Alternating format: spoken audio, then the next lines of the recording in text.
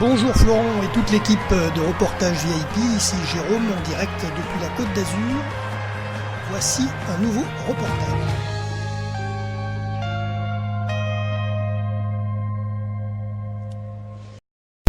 Bonjour à tous les auditeurs de vipradioonline.fr, la radio web de l'association RVPB située à Nice et Saint-Laurent-du-Var. Aujourd'hui, chronique découverte RVPB spéciale Sainte-Agnès. C'est un village situé dans les Alpes-Maritimes.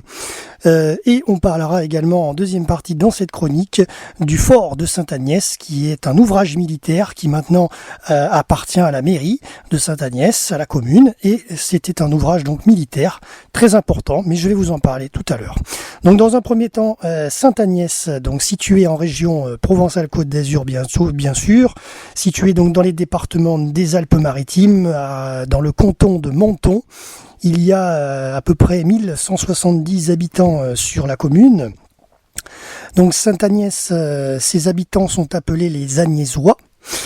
Alors concernant la géographie de cette commune, elle est divisée en 3 secteurs géographiques. Le village datant du XIe siècle, la vallée, les Castagniens, le Pescaïr, le Figourne, et la route d'accès au village, la RD 22, les Cabrolles au sud-est attenant à Menton. Alors son accès, vous pouvez y arriver par une route assez escarpée depuis la Turbie et une deuxième route moins escarpée depuis Menton. Vous prenez la RD 22 et vous rejoignez la vallée du Borigo qui vous mène à Sainte-Agnès. Alors l'histoire de cette commune, selon la légende, une princesse italienne en voyage dénommée Agnès, fuyant un violent orage, aurait trouvé refuge dans une grotte du village. Perché à 800 mètres sur un piton rocheux, le château pourrait dater de 1180. Vous pouvez donc découvrir ce village à travers notre chronique découverte en photo et en vidéo. Alors le château, vous ne le voyez pas, mais vous pouvez effectivement le découvrir en marchant un petit peu au-dessus du village et vous allez arriver sur les ruines de ce château. Après les découvertes de fouilles de 1993, les assises de la tour remontent à la fin du Xe siècle ou au début du XIe siècle. Les Agnésois ayant encouragé à la résistance leur bourg voisin de Peille, le chevalier de la Fare, le gouverneur du comté de Louis XIV, fit détruire le château en 1691. Mais cette destruction ne fut pas totale et la forteresse a joué à nouveau son rôle dans la guerre de succession d'Autriche de 1744 à 1749. Il a également été l'objet de nombreuses convoitises de la part des comtes de Vintimille et des comtes de Provence et de la maison de Savoie et même des Grimaldi. Dépendant du royaume de Piémont-Sardaigne, Sainte-Agnès ne fut rattachée à la France qu'en 1860. En 1932 a débuté la construction de l'ouvrage de Sainte-Agnès, c'est le fort de Sainte-Agnès dont on va parler tout à l'heure, creusé dans le rocher et doté d'une redoutable artillerie, ultime maillon de la ligne Maginot. Sa force de feu permit de stopper les troupes italiennes. Ensuite, on va parler un petit peu de sa population, 1170 habitants environ. Donc Sainte-Agnès est très prisée des citadins qui ont fait le choix de venir vivre à la campagne. Ces néo-ruraux y achètent de jolies maisons en pierre. La flambée des prix est telle qu'elles peuvent se vendre jusqu'à 7000 € le mètre carré. Les manifestations de la commune, la fête de la lavande, 2 jours de festivités en costume folklorique avec distillation de la lavande sauvage qui ont lieu l'avant-dernier du week-end du mois de juillet. Et le critorium des randonneurs qui a lieu chaque 1er mai. Alors donc les choses à voir, le site du village de Sainte-Agnès, bien sûr, le fort de Sainte-Agnès du même nom, les ruelles du village que vous pouvez arpenter, le château et évidemment le très très beau panorama sur la mer Méditerranée situé à peu près à 4-5 km. Vous avez une très très belle vue sur la ville de Menton et la ville de Roquebrune-Cap-Martin. Donc les lieux et monuments, on va en parler tout à l'heure, mais je vous en ai déjà pas mal évoqué le sujet, c'est le fort de Sainte-Agnès. Ensuite, les ruines du château, donc ça c'est la deuxième chose. Le jardin médiéval créé par l'association des peintres du soleil, qui vous donne un superbe panorama sur cette belle mer Méditerranée. Ensuite, l'espace culture et tradition présente de nombreuses toiles des peintres du soleil. C'est une collection d'outils et d'ustensiles anciens et une autre de céramique trouvée lors des fouilles archéologiques. Vous le voyez en photo d'ailleurs, l'espace culturel et tradition et en vidéo. On est passé devant.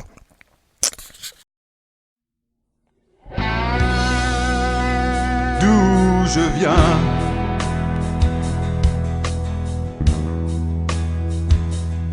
j'ai laissé en chemin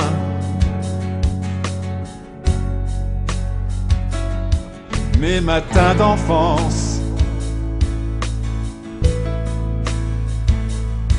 et un peu d'espérance.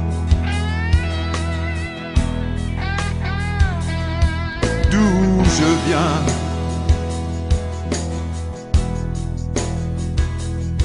Mes pas sur le chemin imprègnent ma vie de mélancolie, de mélancolie.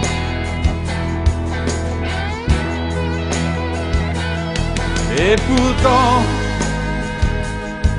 il me faut vivre.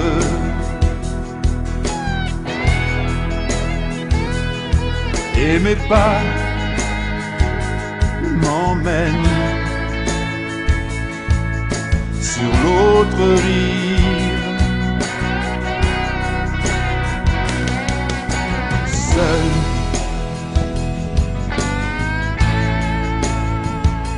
sans savoir où je vais, seul, seul, sans savoir où je vais, seul. Sans savoir où je vais, seul, seul.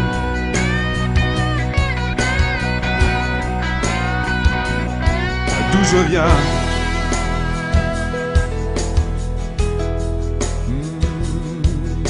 j'ai mordu la poussière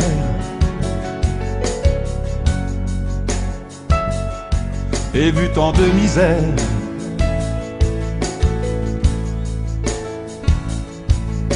Là d'où je viens,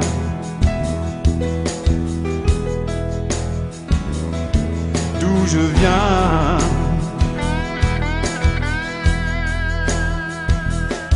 mon regard fatigué cherche à l'horizon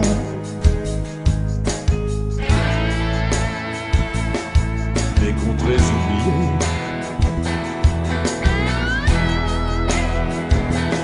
Et pourtant,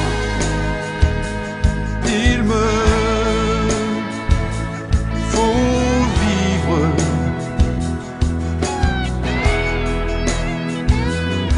Et mes pas m'emmènent sur l'autre rive.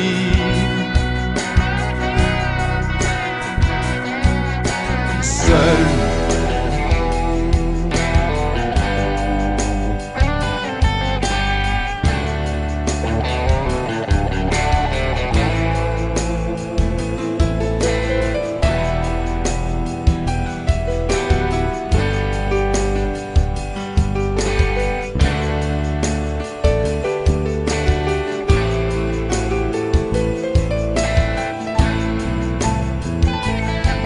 je viens. Long, long, long, long est le chemin.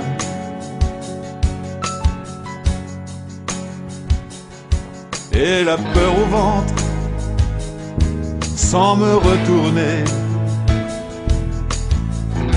Je vais seul sans savoir où je vais. Seul, sans savoir où je vais, seul, seul, sans savoir où je vais, seul, seul, sans savoir où je vais,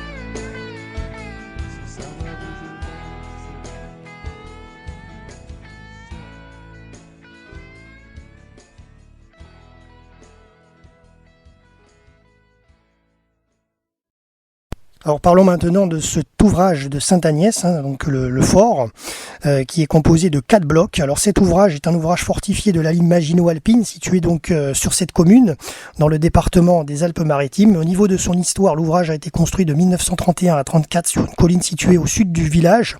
C'est un emplacement exceptionnel car il est à la fois élevé, à altitude de 780 mètres, et proche de la mer, distante d'environ 4 km. Il permet donc de verrouiller le passage du littoral. Au XVIe siècle, la maison de Savoie Valois a construit une première fortification à Sainte-Agnès qui se trouvait à la frontière des domaines du comte de Provence et de Gênes. Cette forteresse a vu les conflits entre les Français et les Sardes. Elle a été la possession du royaume de Piémont-Sardaigne de la chute de Napoléon en 1840 à 1860. L'ouvrage a été construit de novembre 1931 à 1934 pour un coût d'environ 17 millions de francs à l'époque. L'ouvrage de Sainte-Agnès est intervenu pendant la bataille des Alpes en 1940, en tirant sur les troupes italiennes qui progressaient le long de la côte vers Nice. Ensuite, l'ouvrage est resté dans le domaine militaire jusqu'en 1990, date à laquelle il fut transféré à la commune de Sainte-Agnès qui l'a transformé en musée ouvert au public. Alors au niveau des blocs, il y en a 4 blocs. Le fort était était servi par 8 officiers et 300 soldats. Donc dans les 4 blocs, vous avez le premier, c'est l'entrée. Le bloc 2, c'est l'artillerie et la signalisation, tourné vers l'ouvrage de Roquebrune Cap-Martin et l'ouvrage du Mont Agel. Le bloc 3, situé l'artillerie, situé sous les ruines du château et faisant face au nord et à l'Italie. Le bloc 4 est destiné à l'observation et le bloc 5 et 6 séparait l'ouvrage de l'ouvrage principal et hébergeant de l'infanterie. Des petits ouvrages d'infanterie au col de garde et aux banquettes protègent respectivement les flancs sud et le nord du Sainte-Agnès. Alors donc bien sûr, vous l'avez compris, ce fort militaire, il va vous ravir parce que c'est une véritable ville souterraine, comme vous le voyez en photo et en vidéo dans notre chronique découverte. Il a été creusé sous les rochers. Ce site permet aux amateurs d'histoire militaire de vivre des moments assez forts parce que c'est un lieu chargé d'histoire. Visiteurs d'un jour ou passionnés de toujours, venez découvrir ce site exceptionnel qui est le garant et le mémoire de notre histoire. Les horaires pour venir du 1er juin au 30 septembre. C'est ouvert tous les jours de 10h30 à midi et de 15h à 19h. Et le reste de l'année, c'est ouvert le week-end de 14h30 à 17h30. Le prix n'est pas très élevé. 5 € pour les adultes et pour les enfants, gratuit pour les moins de 4 ans. Et à partir de 4 ans jusqu'à 14 ans, c'est 2 €. Par contre, munissez-vous d'espèces car l'ACB et le chèque ne sont pas acceptés sur place. Donc prévoyez un petit peu de liquide. Et également prévoyez une petite laine car la température intérieure est constante environ de 13 degrés. Voilà. Donc concernant tout l'historique, voilà ce que je peux vous dire dessus. Sur ce fort militaire. À l'intérieur des blocs, vous le voyez en photo et en vidéo, mais vous pouvez découvrir la cuisine, vous pouvez découvrir donc tout l'aspect machinerie, les postes de commandement, les dortoirs, la partie des toilettes, l'hôpital aussi du fort. Vous pouvez voir vraiment, et puis évidemment les blocs d'artillerie où là on voit les postes de commandement pour lancer les grenades, bombarder, etc. à l'époque. Donc ça vous pouvez les voir, vous pouvez les toucher, c'est vraiment important. Vous pouvez vraiment bien visualiser un petit peu comment ça se passait à l'époque dans ce fort militaire dans les années 40 avec, faut s'imaginer quand même avec 300 hommes qui tournaient dans cet ouvrage. Voilà. En tout cas, c'est une belle visite à faire. J'espère que ça vous a plu. Merci à tous de nous avoir suivis pour cette chronique découverte RVPB à propos du village de Sainte-Agnès et à bientôt pour un prochain reportage sur notre antenne web le www.vipradioonline.fr.